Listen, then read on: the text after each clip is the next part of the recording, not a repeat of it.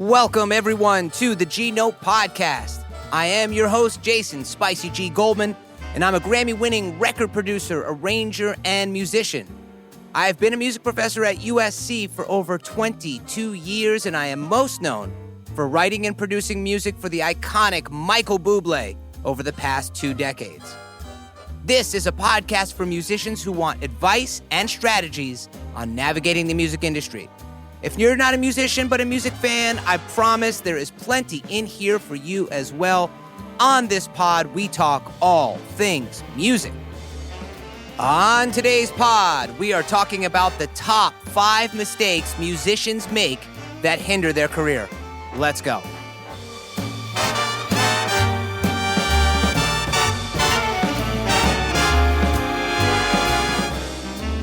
All right, everyone, this could be a touchy subject, especially if you are a musician and you're listening to these mistakes and you're thinking, wow, I make not just one, but maybe 2 or 3 of these mistakes. So if you are hearing them now and no one has told you before and you even think that this may be you, it's likely it probably is. So hopefully we can offer a bit of advice here and I can help you out a little bit and get you moving in the right direction. So, number one of the biggest things for me is musicians who are not organized. So not being organized is number one. In order to be successful, especially in the music business, I mean, I know any business, it's similar, but especially as a musician, organization is key. And I know that may kind of be contrary because musicians don't have a great reputation necessarily for being really well organized. But it's really important, especially in today's music world, not having a solid plan. And by that, I'm saying, have you thought about how you're going to have a career in the industry? Sometimes musicians get so caught up in the craft that they forget they have to make a living doing this. That's not to say that craft is not important. Everyone knows, or anyone who knows me knows I place a huge value on getting to the highest level. But career planning is so important. Like most people, musicians should be thinking the short-term goal, mid-term goal, and a long-term goal. Just like most people. So what's your goal going to be in 3 months? Have you thought about that? Or how about at the end of the year? Or what about in 5 years? Where do you see yourself? Now, I'm sure your parents, if you're a younger person, your parents have asked you these questions, or maybe you've discussed it briefly and you're like, I'm not going to write them down. No, I recommend that you write them down. They can change. The goals always change, but it's something that you can look at to be like, okay, have I accomplished this? Have I gotten close to this? At least it gives you a sense as to where you're at in your career and if you're good about accomplishing your goals. So definitely recommend that you write it down. Have you thought about the different ways you can make money? Revenue streams, right? That's huge in music, especially today. Playing gigs, producing for people, commissions. For those of you that don't know, commissions typically are for like writers. They'll be commissioned to compose a piece of music for someone or arrange a piece of music. That's a way to make music. Also engineering for people. So all of these different ways can help you, create your revenue streams and get organized and make a stable living for yourself. The next mistake I see a lot of artists making, which is number 2, is that they are not ready for an opportunity. A lot of the stories that I tend to tell my students and share with you all on this pod are almost always related to this particular topic here, which is this idea of seeing an opportunity that's in front of you or creating an opportunity and taking advantage of those opportunities because they don't come that often, to be honest with you. A friend of mine a long time ago shared this quote that stuck with me, which is, luck is what happens when preparation meets opportunity. Work hard, practice, hone in on your craft, and try to attain the highest level so that when the opportunity does come, you are prepared for it. I cannot tell you how many times I see people missing opportunities. Literally opportunities that are staring them in the face. I hear things like, oh, it's not really my style to take that gig, or they didn't have a big enough social numbers for me to do that. Check this out. I had an artist come in to write with me, and this was a while back, a few years ago. And she was in the studio, and many times in these sessions, we rap for the first like 20, 30 minutes on life, music, etc. So I asked the artist, I said, what have you been up to? And, what have you been doing? Anything interesting lately that I should be, know about? I'd love to check it out. She said, oh, not really.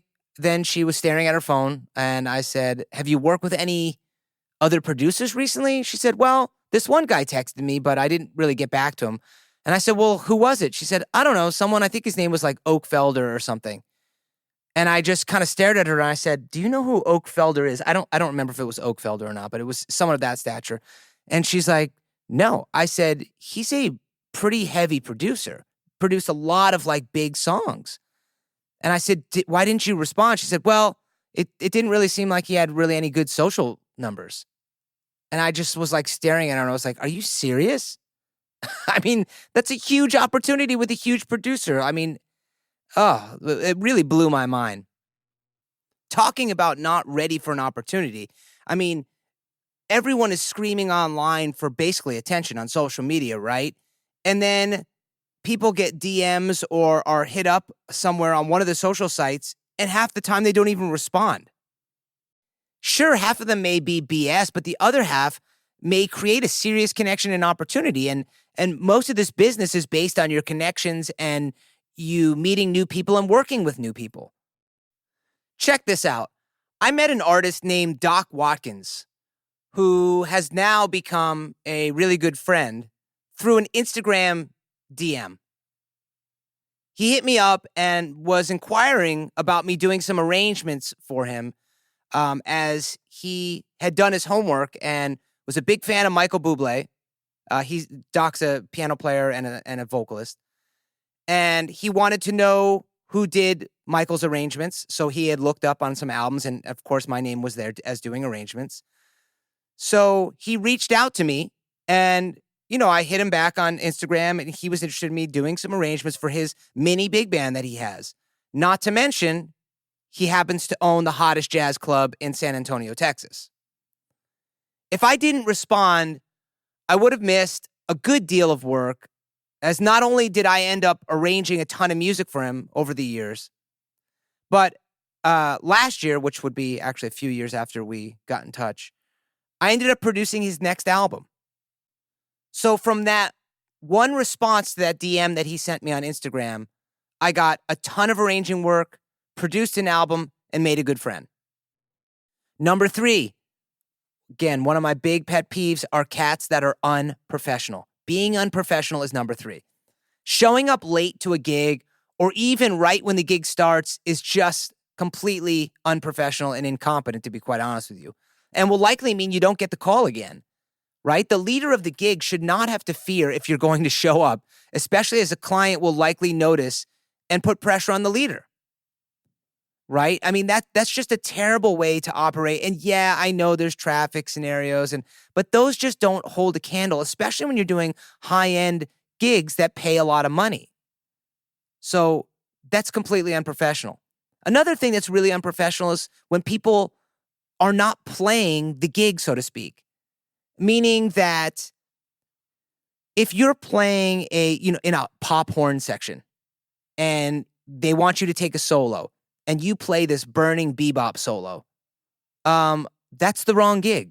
That's just straight up the wrong gig. And they're probably going to be like, what is this cat? Like, what? You may be like this unbelievable jazz cat, but this is a pop gig, and you are playing a jazz solo on a pop gig, and you're probably not going to be called back.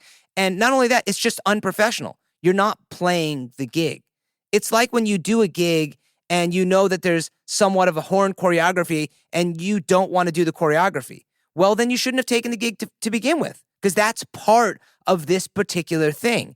And you have to know that. Otherwise, what you're doing is being unprofessional.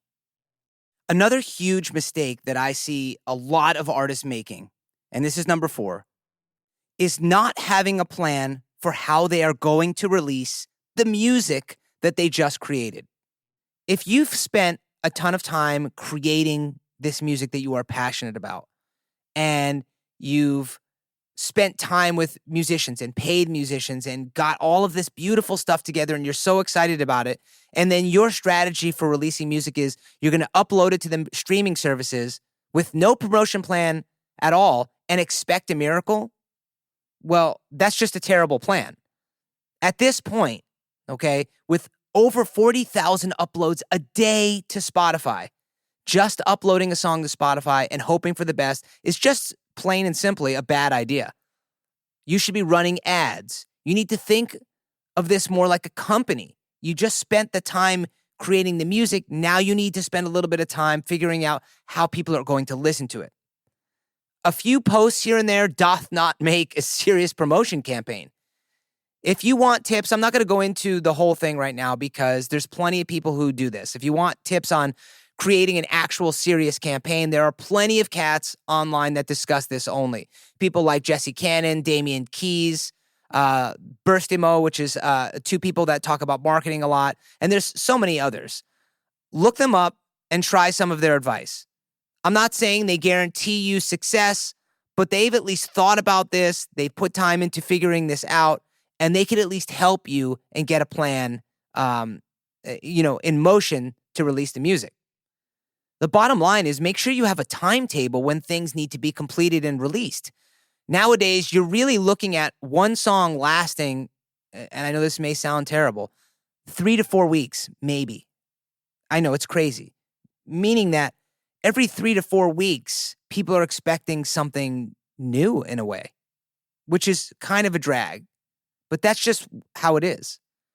You can run ads on Facebook, YouTube, Instagram, Spotify, TikTok, and I know they cost money, and I know, money's always tight for most musicians. But that being said, if you're going to drop $5,000 on making a record, you owe it to yourself to at least set aside some budget to run ads so people can hear what you're doing.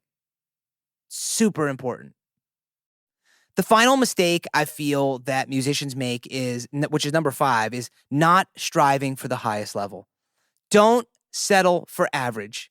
Music has way too many average people at this point in it, and it really doesn't need any more average people. Study history and great musicians before you and learn from them. So many artists I work with over the years, they don't care about the music that came before them. I mean, these are all young artists, of course. Half of them have never listened to a full album of music, which is also a sad thing.